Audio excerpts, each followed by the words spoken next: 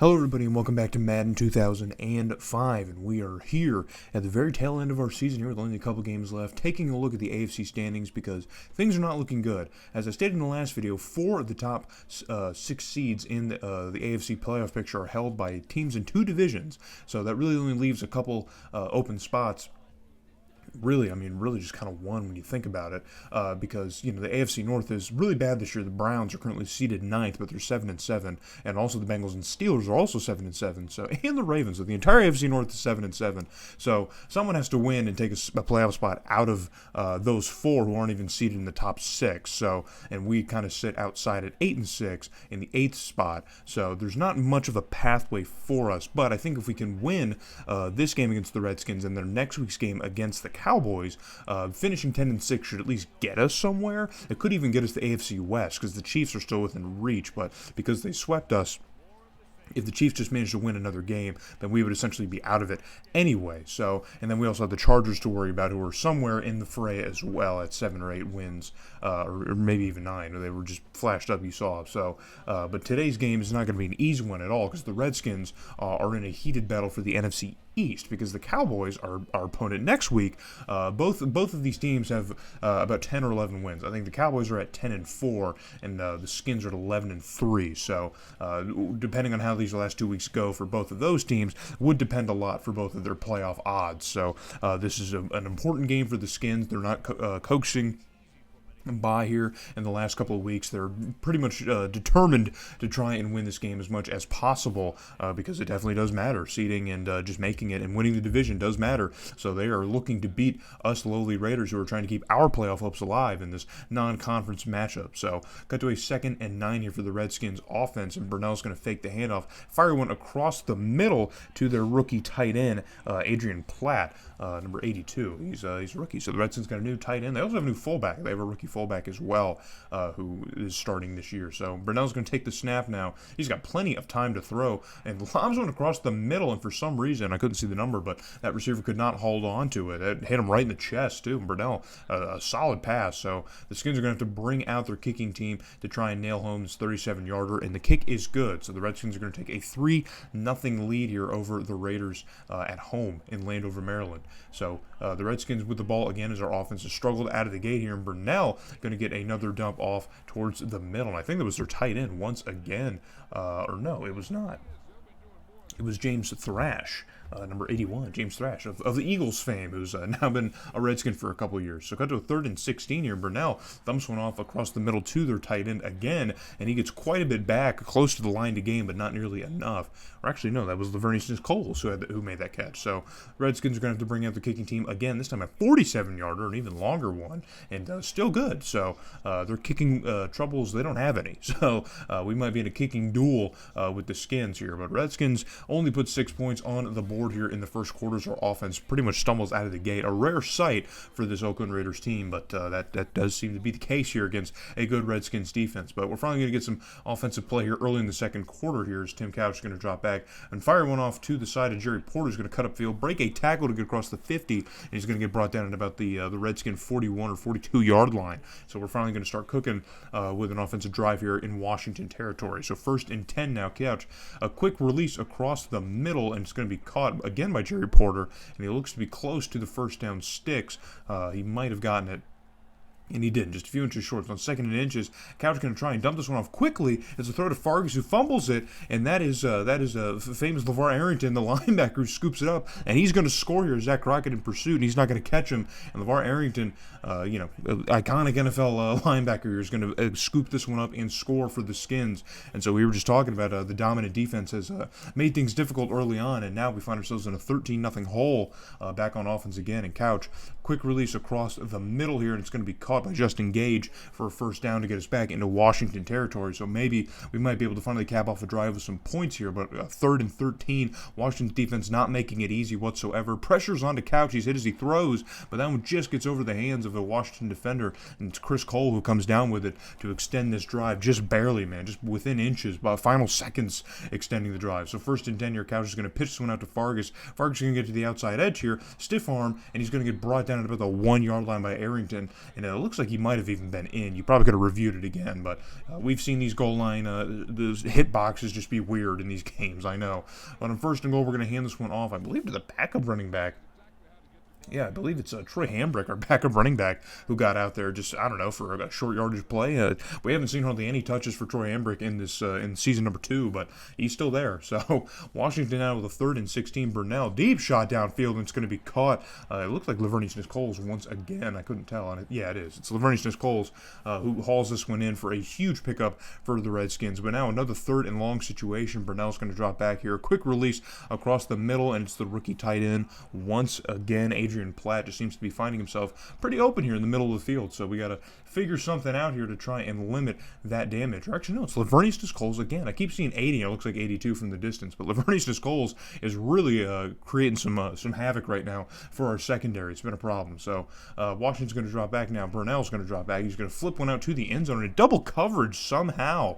Laverne Smith-Coles is going to come down with it. I have no idea how on earth he was able to come down with that, but fast forward to a 3rd and goal now as our defense is trying to keep Washington out of the end zone again. Burnell, quick release to the corner of the end zone, and it is caught as Laverne Smith-Coles finds a little bit of open space from Nnamdi Asomugha just to get into the end zone and score with just 2 minutes left remaining in the first half. So 20-7 now the score here in Washington. We got to pick up some ground somewhere. Tim Couch throws it out to Jerry Porter. Jerry Porter's got some open space here, and no one's going to catch him on this foot race. He's going to start showboating a little bit too early, but thankfully he was able to lock in and get into the end zone. You guys remember that interception that Nnamdi Asomugha had, I think last season, where he was high step into the end zone like 10 yards before he was even in the end zone. He got tackled from behind. So we almost had that happen again here with Jerry Porter, but fortunately he was able to get into the end zone. He remembered maybe what Coach had burned into his head after that Nnamdi Asomugha screw up. So down only 6 now, but Washington plenty of time still to operate in the first half. Burnell takes a shot downfield, and he finds, I believe, Laverne Smith-Coles again, and it is Laverne Smith-Coles just completely.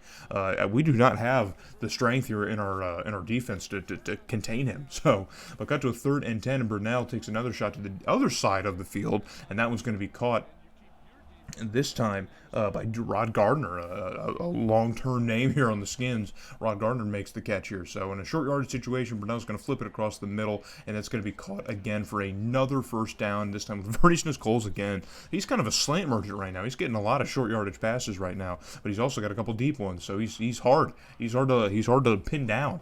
But on a 3rd down, they're going to try and hand it off to Clinton Portis, their Pro Bowl running back, and he gets brought down well short by Perella. So bring out the kicking team once again as Washington has to rely on their kicker for another 3 points. And now 23-14 is the score here with just 14 seconds left in the first half. We're able to get it across midfield with only 5 seconds left to go. Couch, quick release here, and he finds Justin Gage to get a first down in about 10 more yards. And we're going to call timeout and bring out Janikowski for a 53-yarder. Why not? Let him take a crack at it. Why not? Because he can nail it, bro. That's why not. And he does nail it. So 17-23 is now the score here. We go back to a 6-point deficit to the Skins after 2 quarters. So it feels like everything's been all Washington, but we've still managed to keep ourselves in this game only slightly. And now a handoff to Justin Fargas. He's got plenty of open space. And it's another foot race here. And he just misses the last tackler, and he's gone to the races in the end zone. Justin Fargas, man, we haven't seen too many of those deep or long run plays, and this one very, very long from our own end, from about our own 35, and he just goes off. He's gone. He's just gone.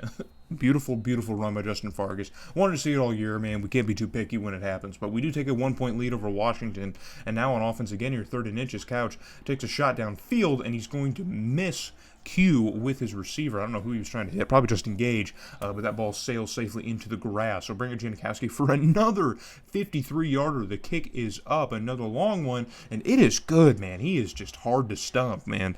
I think 53 might be the range here with this Madden's Janikowski, the 92 overall, maybe 53, because these ones are starting to look a little bit sketchy. As you can see, he hits the bar that holds up the crossbar, holds up the uprights. So I think maybe 54, 55 would be too long for him, but 53 is fine. We shouldn't be expecting him to hit more than that. So Burnell hits Rod Gardner again, and Denard Walker is injured on the play. I don't think it's anything too serious. I think he would come back in, but we do not have the depth at that position to be losing anybody else, especially Denard Walker, who's now listed top of the depth chart.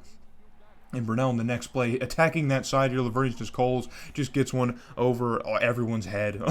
Ray Buchanan, Derek Gibson, everybody just in pursuit. No one can even catch up as Brunell and company realize that they can probably just attack that side where Laverne Coles is, and they do. So they're going to score and retake a 3-point lead now over us, and they're back on offense once again. Brunell floats one out here along the sidelines, and he's going to get it to Clinton Portis, who hauls it in and runs upfield here to get by into about the inside the 20 in the red zone here. So cut to a 3rd and 1 at about the 4-yard line or 3-yard line. It's a handoff to Clinton Portis, who gets into the end zone. We haven't seen too much of Clinton Portis, who is on record-setting pace this year, guys, by the way. We will say this at the end of the video, but he's on record-setting pace right now. So, and we haven't seen too much of him. Our defense has been able to limit Washington's ability to run the football, which is one of their biggest strengths heading into this game. But they're still finding a way to very efficiently pass over us, which isn't something that we're able to do. I've said it before. If a team can pass with us, man, it's going to be difficult. We can outpass anybody, but if they can also pass as well as run, then it's going to be difficult. But we've limited the run, but Washington seems to be able to find a way to keep producing through the airs with Maurice Coles just having an MVP caliber game, and we have zero answer for it. We just do not have an answer for it now, down 10 in the 4th quarter. So 2nd and 10, Mark Bunnell. Plenty of time to pass. We have no pressure on the quarterback. This time it's Rod Gardner across the middle for another Redskin first down, and Washington's going to continue to move offensively here. So cut to a 3rd and 4 now inside the 15. It's going to be a handoff to Clinton Portis, and he's going to get hauled down early.